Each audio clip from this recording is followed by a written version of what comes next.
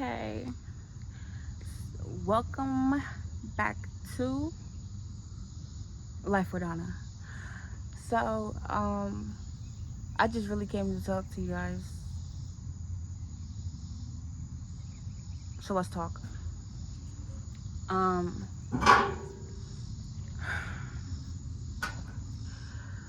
and what I want to talk about is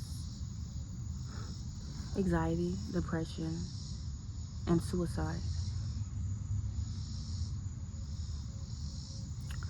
Um, if I know there's multiple people out here in the world that have anxiety, depression, and I know there are multiple people out there in the world that have suicidal thoughts, and or it may not have suicidal thoughts, but have a feeling of not wanting to be here, and that's basically just going, when I say that not wanting to be here, it's not wanting to be where you are at physically. You want to be somewhere else, so you isolate yourself from your surroundings, from people, from everything and everyone, and you just shut yourself off. And basically that just ties into depression, because what is depression? And it also ties into anxiety, because what is anxiety? So anxiety is the feeling of anxiety is the feeling of the, hold on, let me slow down, because I'm trying to, and it's like, let me slow down, hold on, take a step back. Anxiety is the being of feeling overwhelmed. It's the of feeling anxious, of feeling jittery, of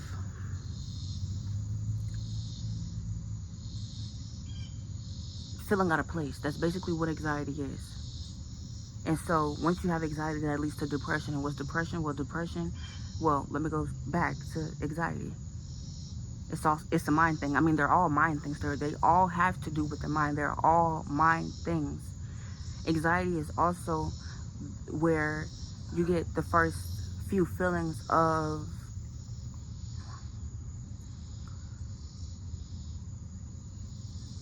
and there can be anxiety in so many different ways. It could be anxiety as to where you're self-aware about yourself, or about your surroundings, and or the people that you are with. I mean, those are just different forms of anxiety, of where anxiety, or those are different forms of anxiety, and there are also different environments of where anxiety can break out at. So, what I was saying about depression. Okay, now I can go back. So, anxiety is also, it's the state of mind. It's the state of being stuck in your mind. It's the state of constantly thinking, constantly rambling. It's overthinking.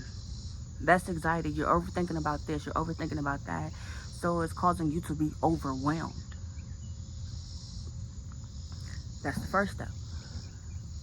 The second step, depression. Like I said, what is depression? We all should know what depression is. We all should know what anxiety is. We all should know, of course, we know what suicide is, right?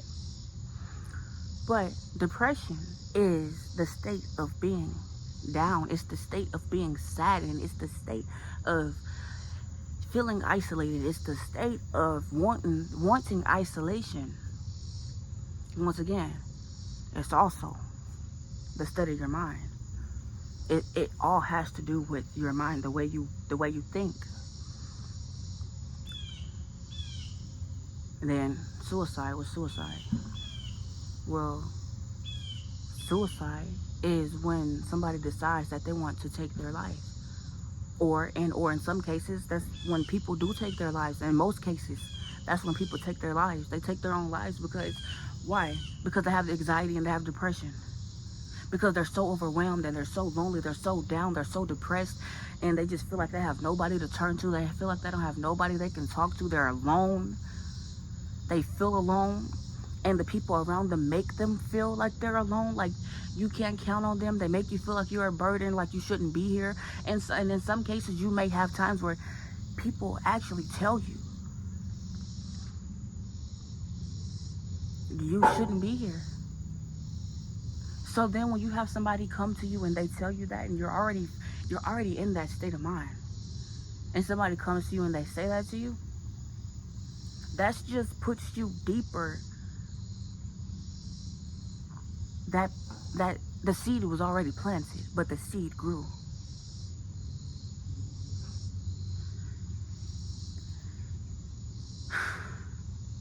So, with all that being said,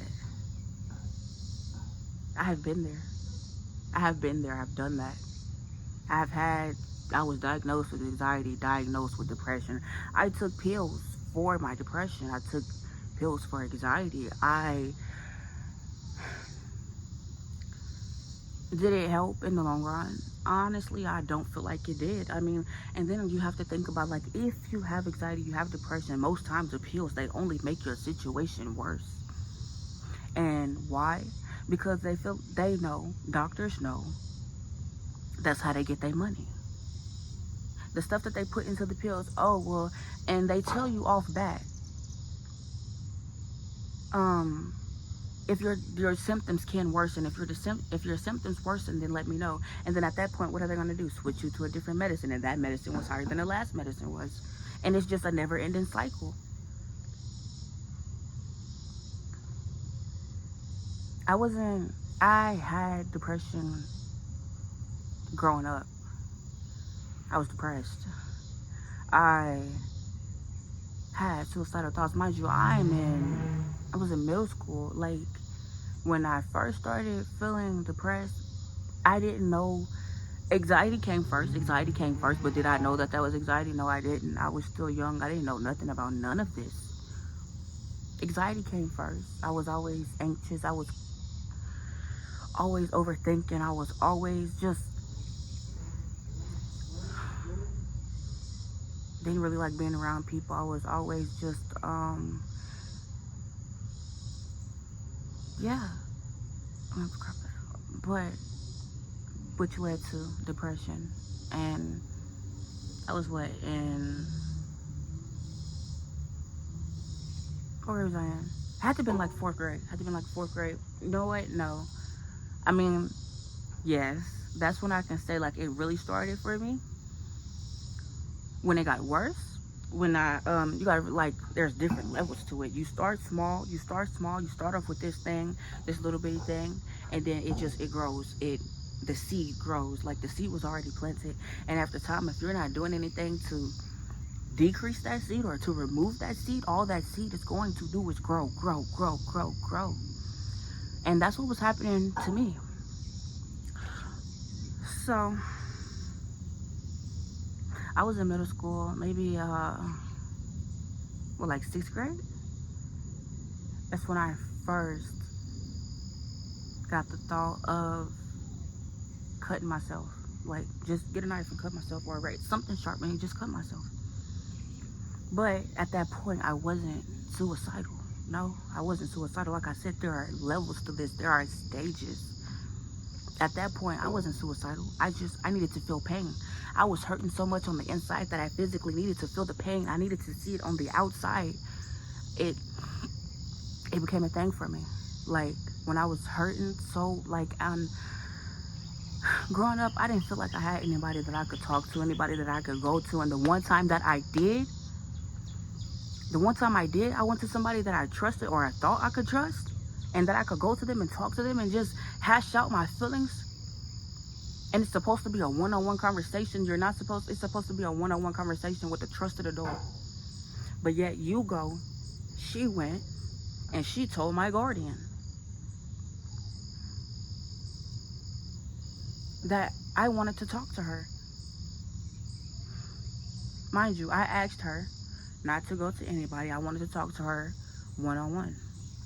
So I go and I tell her this, and she's like, okay. Next thing you know, my guardian is coming to me and he's telling me, hey, such and such said that you wanted to talk to her. What do you want to talk to her about? Well, just burst my little bubble. Just, trust was gone at that point. Like, because I really had something dire that I wanted to talk to you about. I wanted to tell you how I was feeling. And had I felt like I could talk to my guardian or anybody else in that household that I was living with about how I was feeling, then I would have did that. But I didn't feel like I could do that, so I went to the person that I felt like I could and couldn't. So I'm still holding that stuff in. I'm still, at that point, it got worse. Well, it got worse.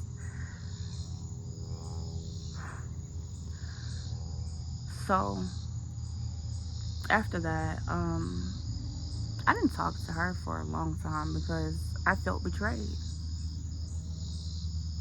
I mean, I was cordial, high and by, but sitting there having conversations, I couldn't do that. I couldn't muster it. It, like, that hurt me to a point to where I didn't even know I could be hurt like that, you know? So, I mean, and just sitting back thinking about it. I mean, I'm not hurt no more, but just sitting back thinking about it, it's just like, I can't believe she really did that. But okay. So, anyways, so my guardian comes to me and he is like, yes, such and such said you want to talk to her. What do you want to talk to her about? So basically, I tell him that I want to. Well, basically, I told him I've been having thoughts of harming myself, and that I think that God was stopping me from doing it, like from going through with it, because when I would do it out of nowhere, I mean, like, mind you, I'm in a whole nother state of mind, because like I said, it's the mind. I'm in a whole nother state of mind, and randomly, like, it'd be like an encouraging church song that would just pop up in my head, and I just felt like that was God telling me, don't do it. I told him that. He said, that's not God telling you to do that, because if you were going to do it, then you're going to do it. Okay. Burst my little bubble again. Why don't we?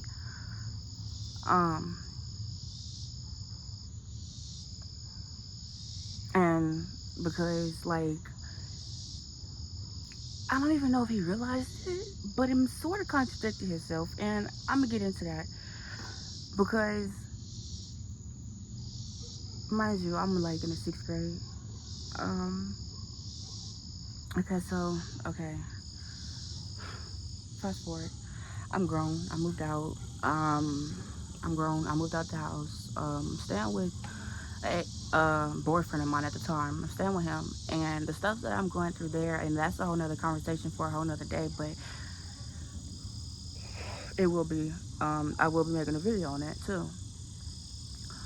And the stuff that I was going through there, and it's not even just the stuff that I was going through there, but you also have to think, like, I was traumatized. I was not healed from everything that I've been through prior, in my years prior to that. So everything that was happening there, it only increased my pain. It only increased my feeling of not feeling worthy, of not having value, of not wanting to be on this earth, of nobody loves me, nobody wants me here, everybody would be better off if I was just dead.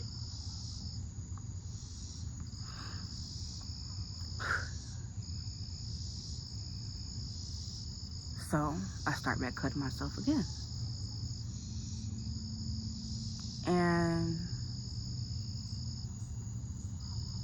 fast forward, I mean, he didn't like it, who I was with at the time. Like, when he found out, he was ready to break up with me. But that just goes to show why that just goes to show how I was already saying, like, I don't feel loved. I don't feel like nobody wants me. I don't feel like, when times get tough, people want to run. I mean, like, I'm going through things mentally, and the first thing you want to do is kick me to the curb. You don't want to help me. You don't want to, like, so if you just, like, okay, cool. So, fast forward, like, maybe, I don't even know about how long ago, but we ended up breaking up, and I was at my mom's house, and, we had been broken up prior, but I was at my mom's house, and Lord Jesus, if you know my mama, you know my mama, you know my mama. So, I mean, it was just, like, once again, it was a pile up, it was a build up of everything that I was going through mentally and internally. Like, at that point, I went in the room, grabbed my bottle of pills, and I went outside. I sat on the porch. I'm sitting in this green chair, like this green, like a lawn chair, beach chair. I don't know what you want to call it, but I'm sitting in that chair, and I was already hurt. I was already feeling like nobody wanted me, like I didn't belong here, like I wasn't worthy of anything. So I took a handful of pills.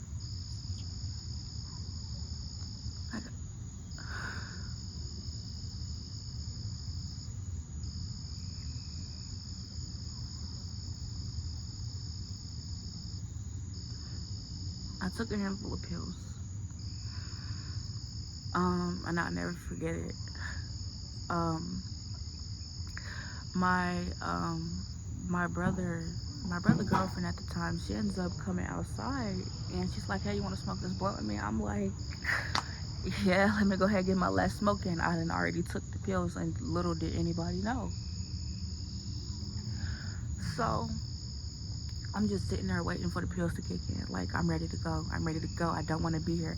I'm already knowing, because I've been taught, like growing up in the church, I was taught that if you take your life, you're going to hell. I'm already living in hell. Might as well go there. It's the point of keep, why am I prolonging it? I might as well just go ahead and go there. Like, I'm already living it. I'm walking it every day. She ends up, after I hit the blunt a few times, she go in the house. I'm still sitting there waiting for the pills to kick in. Like, they're kicking in at this point. Like,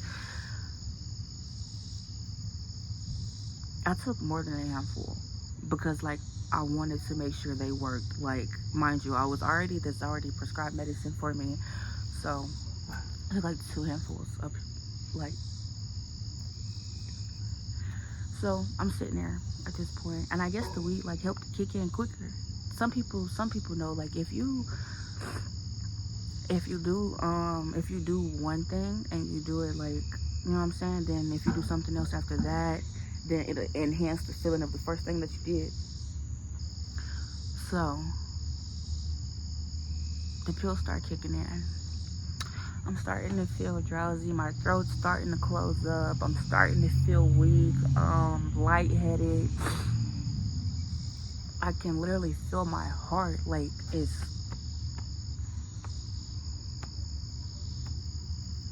slowing down. I'm dying. I'm literally dying. And I could just remember sitting there thinking, at first I was so ready to go. I was so ready. And I just remember there thinking, call my pastor, call the ambulance. Call my pastor, call the ambulance. Call my pastor, call the ambulance. If I call the ambulance, I'm going to be took to an institution. Don't want that. Not even that. Just can you imagine just sitting there I don't want to be on. I don't like hospitals. I don't like hospitals. So I'm not going to sit there and be on no tube and do this and do that. No, I call my pastor. And I just start crying when he answered the phone. Mind you, I'm dying. I feel myself leaving. I'm leaving. And I just start crying. He's like, what's wrong? And I tell him, I'm like, I took a handful. I took some pills. I'm trying, I'm dying. I took some pills. I feel it is taking effect. I'm dying. What made you do it? I'm explaining to him what made me do it. And then, oh my gosh, because when I tell you I'm dying, I'm sitting there dying. I feel I don't know if I can say I feel my soul leaving my body. But when I tell you I was so hot, I'm sweating, my throat is closing up, I'm getting weak, I'm getting lightheaded, my heart is slowing down, I'm dying. And he wants to sit here on the phone and make 3 points. If you know my pastor, you know he can talk. I'm trying to make it through all 3 points. I'm trying. I promise you, when I said I was trying. He got to the 3rd point. I said, can we pray now? Can we please pray? Because at this point, I know I didn't have much longer before I was about to literally be dead. So he prays. He prays for me. And I start throwing the pills up. I throw them up, like, mind you, but it's still in my system, so it's still taking effect because the fact that it's been sitting there, it's been simmering. So I throw up what, he's praying for me, and I start throwing the pills up. I'm throwing them up. All of them don't come up, but majority of it did come up. Because like I said, some of it's already in my system. It's too late for that. But majority of it comes up. He tells me, make sure you drink lots of water and eat like bread and crackers and stuff like that. And so, I'm like, okay. I was talking so like how I'm talking now, and like I was like talking like this, like I'm talking like, can you please pray? Like I'm like whispering, cause like I'm dying. Like this is how I was talking. Like I was about to be gone. That's how I was talking. Like, so then he tells me to go get up and get some water. I go in the house and I get some water. Mind you, it's my mama in there, my sister in there, my brother, girlfriend in there. My sister is his sister. I would say my brother's sister. And I walk through the house, and first thing I do is I walk through the house and I go to the bathroom and I get some tissue because I had been crying. My nose is running, and everybody looking at me asking me what's wrong. I didn't say nothing. I walked in the house, walked right back out.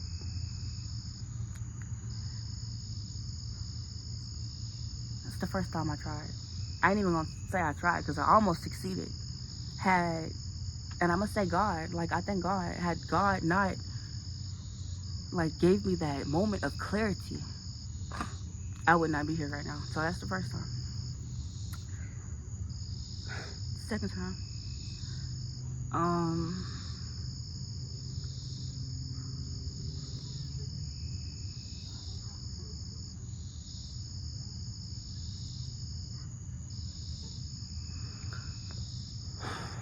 time, it was the same way, but not the same way. I mean, I had took pills. I just didn't call anybody. And when I tell you I took so many pills, and I mean, I just felt like it was already something that I was prescribed to take. So it didn't like, I mean, like it had an effect, but it wasn't like as much of an effect as the first set was, because the first time I did it, I was like, before he prayed for me, I'm like 30 seconds away from dying. Like I'm about to. But yeah, so the third time, mind you, the first time I was like 19. The last time was last year. Back in, it was before October, because I gave my life to Christ in October.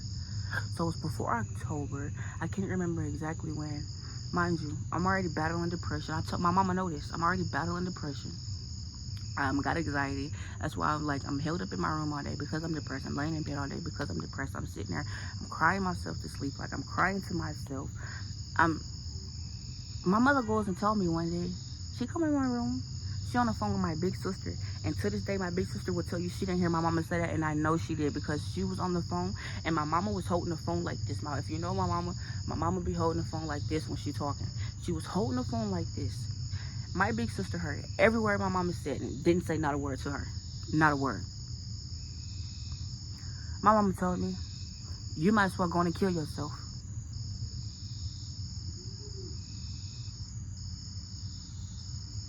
Like, my own mama.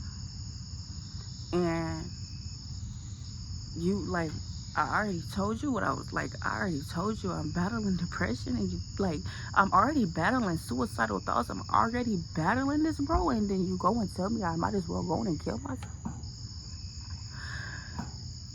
When I tell you, like,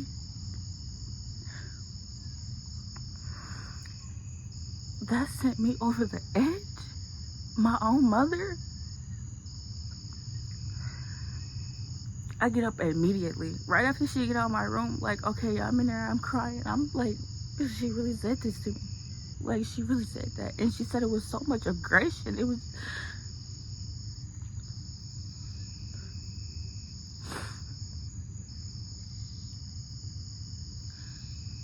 So I get up immediately. I get up out the bed, and I go into the restroom. I'm putting clothes on. I'm getting ready. I'm getting out of this house. Like, I gotta go. I can't even be in the same environment as her right now. Like, I get up and I go in the bathroom. She's in the bathroom. I'm like trying to get ready. She ends up saying something to me,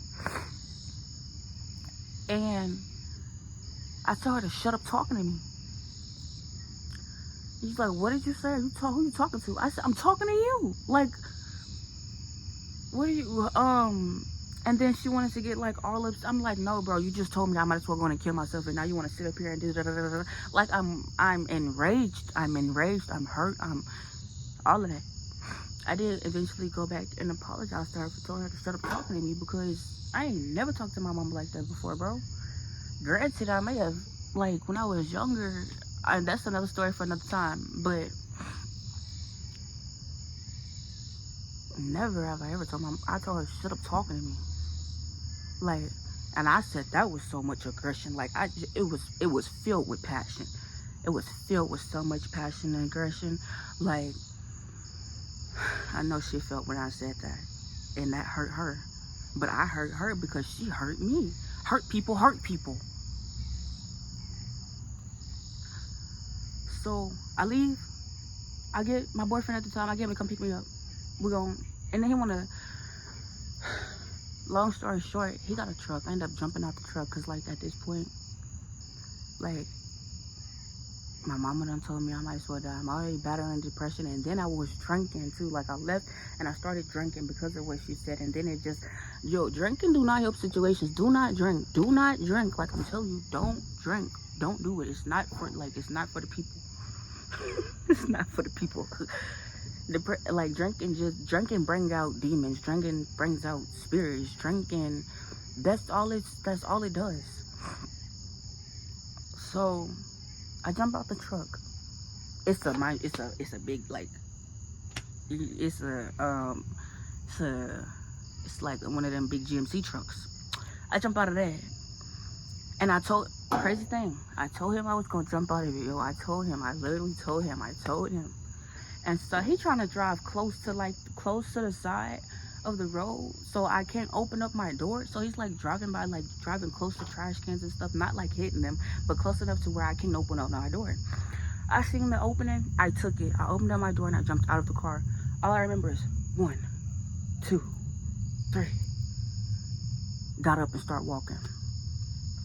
I tumbled 3 times. I will include pictures from the incident because I was scratched up. And I just remember the excruciating sound of my neck cracking every time I tumbled. It was, like, oh my gosh.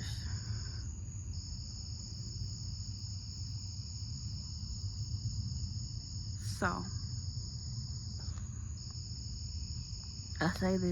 I say all of this to say this. You can't let people and the things around you decide how you think and what you think about yourself. You can't allow situations to make you think differently of yourself, or to make you think lowly of yourself, or to make you feel like you're not worthy, like you have no value. Because we all do, and mind you, we're all here for a reason. God put us on this earth for a reason. We're all here for a reason. Now, what's that reason? You all have to figure that out for yourselves. I mean, and most likely, God will show you, he'll tell you. As long as you are asking him to. I mean, but so, I'm gonna say this. Don't let suicide, you decide. And I've been, that's also a book that, Dr. Damon Miller, that he wrote. And I'm gonna include the book, somewhere on the screen. Y'all make sure y'all go check it out. It's on Amazon. But seriously, don't let suicide, you decide. And this is my version of that. And he has his own version. There's like, so y'all make sure y'all most definitely go check that out, because maybe it can help you in a way that I couldn't. Maybe you can get, like, you probably picked up some mashed potatoes from what I gave, or some mac and cheese, but you can get some oxtails from what he gave. or some fried chicken. You know, you can get a full course meal over there and you got a dessert over here. Like, I don't know. It's different for everybody. I don't know if I'm hoping that by me saying this that I can get through to some people, because I know people are going through things mentally and they're silently crying for help. They're silently asking for help. But I'm here to tell you, like, I'm here. I'm here to help. I done been there, done that. I'm not going back to it. I'm only moving forward from here. This is my testimony. This is my testimony. This is a part of my story. And I have to give God the glory. I mean, I should be dead 5 times over right now. I just named times where I done tried to do it myself. I didn't say the times where I done been, where I done had guns pointed at my head, or had knife fights, or been choked out, or just, like, I should have been there right now. And I can only thank God that I'm still alive. And I am going to thank him and give him the praise every time and every chance that I get. Like, every time, every day, every chance that I get, I'm gonna praise him. I'm gonna give him the glory. And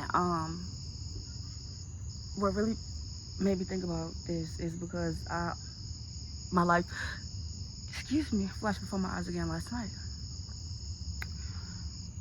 So yeah, but also I came to say about like suicide and depression and anxiety.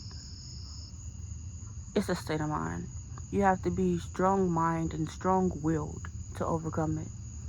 If you're weak in the mind, then most definitely you're gonna have anxiety, you're gonna have depression, you're gonna have suicidal thoughts. No, this world is not for the weak, it's for the strong. Everything in this world is here to make you, not break you. I mean, some stuff may break you, but you have to find an algorithm for it to make you. You know, I hope you caught on to what I just said there.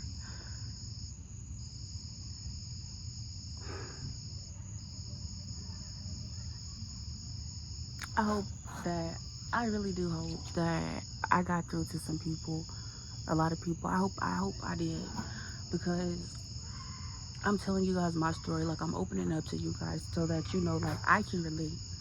I can relate, and I can relate to you, and you can relate to me. So if you ever need anybody to talk to, because you feel like you can't talk to anybody else, because you have me, that's what I'm here for. I'm here to encourage you, to uplift you, to motivate you, to give you life, to tell you that you are loved, that you are worthy, that your life is valuable. And I'm gonna leave you guys with this question: is your life valuable?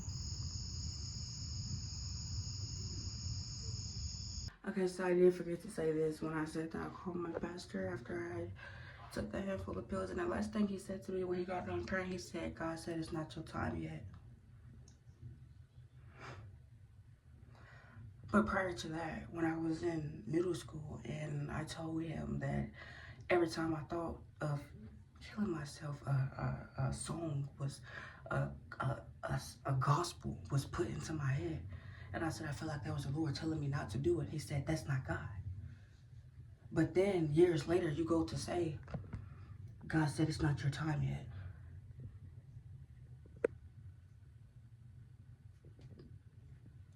But that's all I wanted to say.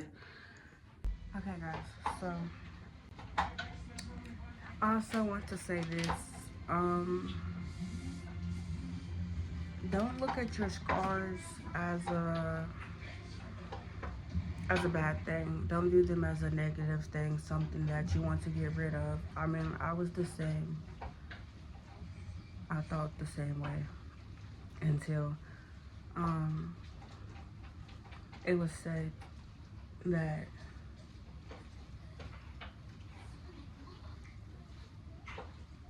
your scars are a souvenir. And what does the word souvenir mean? And I'm not even going to paraphrase. I'm going to give you the actual definition. So the noun of souvenir means a thing that is kept as a reminder of a person, place, or event. The verb of it is takes as a memento. So what I'm saying, it's okay to look back, but don't go back. Don't go back to where you have come from. Continue to move forward.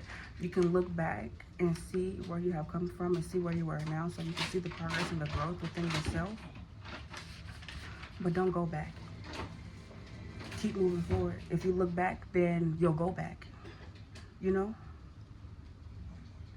If that makes sense. I hope, because sometimes I mean, people tell me I say stuff in a riddle, so I hope you can decode the riddle. But yeah, I forgot to say that, so I just came back to say that, guys. Okay, and with that being said, thank you guys for watching. I really hope you guys watched all the way to the end, because this video was longer than I expected it to be. But remember, like, comment, subscribe. Like, wait, hold up, wait a minute, because did you do it? Did you like, did you comment, did you subscribe? Because I'm waiting, but not for too long, because if you won't do it, then somebody else will. But I'm out.